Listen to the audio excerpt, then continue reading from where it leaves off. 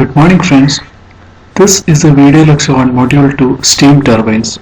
I had already shared two video lectures last day on the classification and working principle of steam turbines. I hope all of you have watched those videos. Now, in the first module of thermal engineering, we have discussed in detail the working of a thermal power plant and about Rankine cycle. The slide shows the Rankine cycle, which is the theoretical cycle behind the working of a thermal power plant. The four basic components of a Rankine cycle are: the first one is the steam generator of the boiler, the second one is the turbine, the third one is the condenser, and the fourth one is the pump. So we have already studied the various types of boilers or steam generators in the module 1. In this module, that is the module 2, we will discuss in detail about the classification and working of steam turbines, which is the second important component of the Rankine cycle. Now, this is the syllabus of the second module, steam turbines. It is the classification, then a topic called compounding of turbines, pressure velocity variation, then the velocity triangles or velocity diagrams, as you have studied in the fluid machinery subject. Then work done, efficiency, condition for efficiency, then steam turbine performance, reheat, degree of reaction, regenerative heating, reheating, governing of turbines, etc. So these are the topics which we will cover in this module. Now, steam turbine. Let's begin with the definition of a simple steam turbine. So I have already uploaded two video lectures last day, which discusses in detail about the definition, classification and working of different steam turbines. So regarding the definition, the turbines in which the thermal energy of the steam is first converted into kinetic energy and later converted into mechanical energy are known as steam turbines. Or it can also be defined as a steam turbine is a device that extracts thermal energy or heat energy from high pressure steam and uses it to do mechanical work output. Okay, the modern steam turbine was invented by Sir Charles Algerson Parsons, an Anglo-Irish engineer, in the year 1884. The first model of the steam turbine was connected to a dynamo that generated 7.5 kilowatts of electricity. Now, this slide discusses in detail about the definition and other terms related to a steam turbine. This is a screenshot of the textbook. Okay, so you can go through the topic through a slide later. Now let us discuss about where is a steam turbine used. So what is the importance of the steam turbine? Okay, this slide gives an answer to that question. Steam turbines are found everywhere on the planet, and they are used to turn generators and make electricity. Like we discussed in the first module, they are used in thermal power plants to make electricity, or they can be used to create propulsion for ships, aeroplanes and missiles. They convert heat energy in the form of vaporized water or steam into motion using pressure on the spinning blades. So these are the applications of steam turbines. Now let's discuss in detail about the classification of steam turbines. Now there are many ways in which steam turbines are classified. The most important classification is based on the action of steam. The most important classification of steam turbines is based on the action of steam when it passes through the blades of the turbine. Based on this, the steam turbines are classified into impulse, reaction, or a combination of impulse and reaction. Okay, so let us discuss about impulse and reaction turbines later, maybe in another video lecture. For now, let us discuss other classifications of a steam turbine.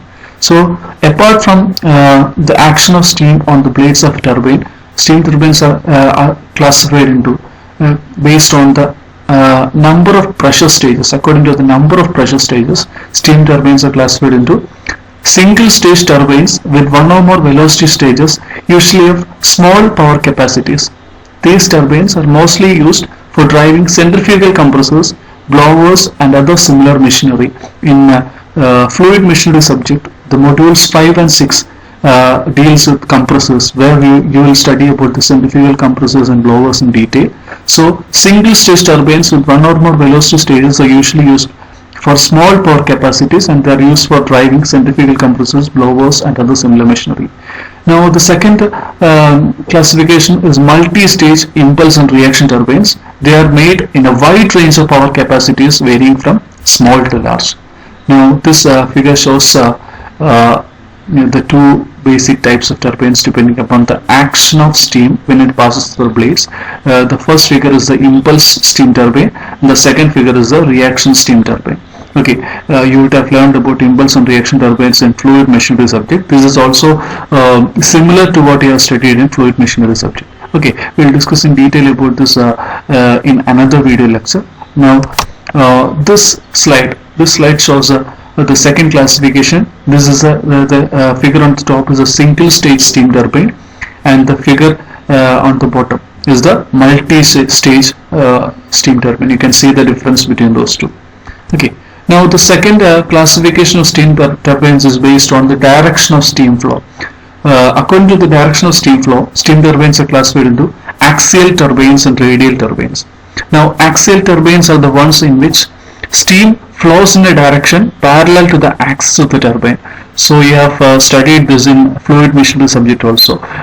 What you have learned, the Kaplan turbine is an axial flow turbine in the case of fluid machinery subject. So here also axial flow turbines are those turbines in which the steam flows in a direction which is parallel to the axis of the turbine. Okay. Now the second classification, second type of turbine based on the direction of steam flow is radial turbine.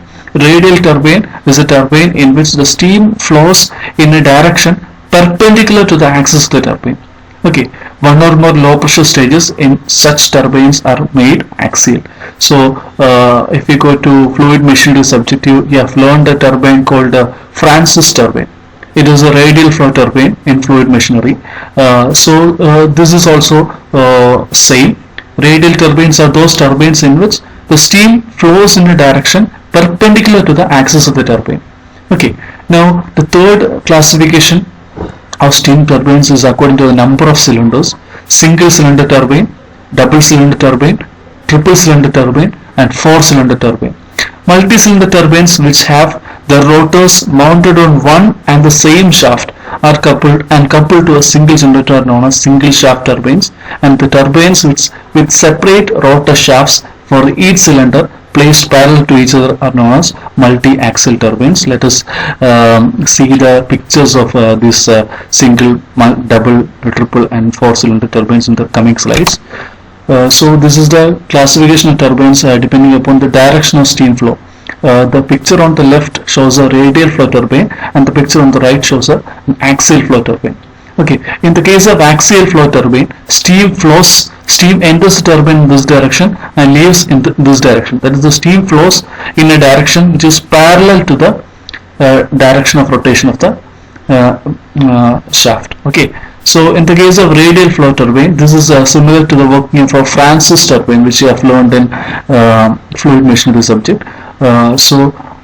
Steam enters at the center and it moves in a direction which is perpendicular to the direction of motion of the turbine. Okay, so this is about radial flow turbine and axial flow turbine. Now let's discuss about multi-cylinder steam turbines. The figure on the top shows a tandem two-cylinder turbine. This is one cylinder and this is the other cylinder.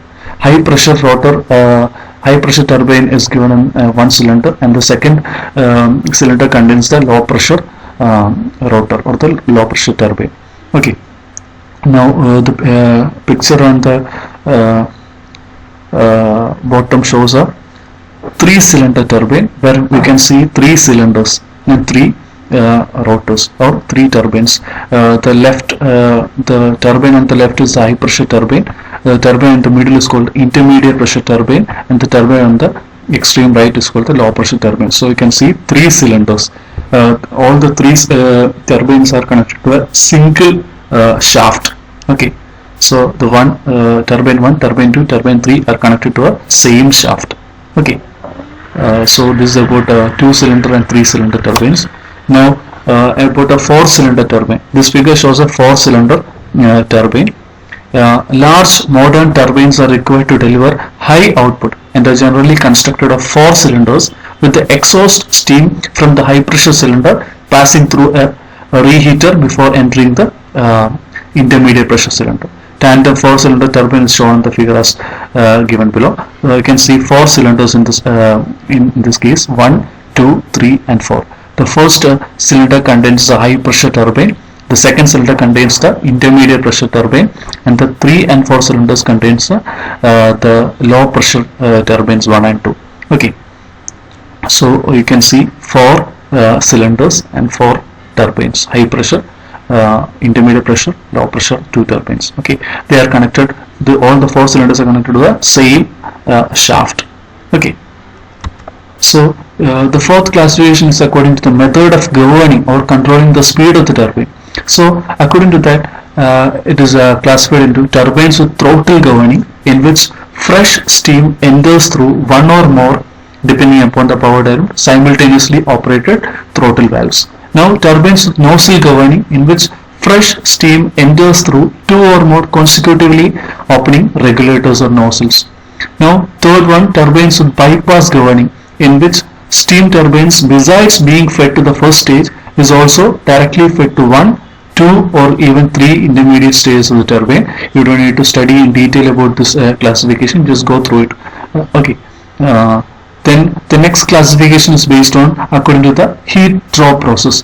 The turbines are classified into 1, condensing turbines and generators. In this, the turbines steam at a pressure less than atmospheric is directed to a condenser. Besides, steam is also extracted from intermediate stages for feed water heating. The number of such extractions usually being from 2 to 3 to as much as 8 to 9.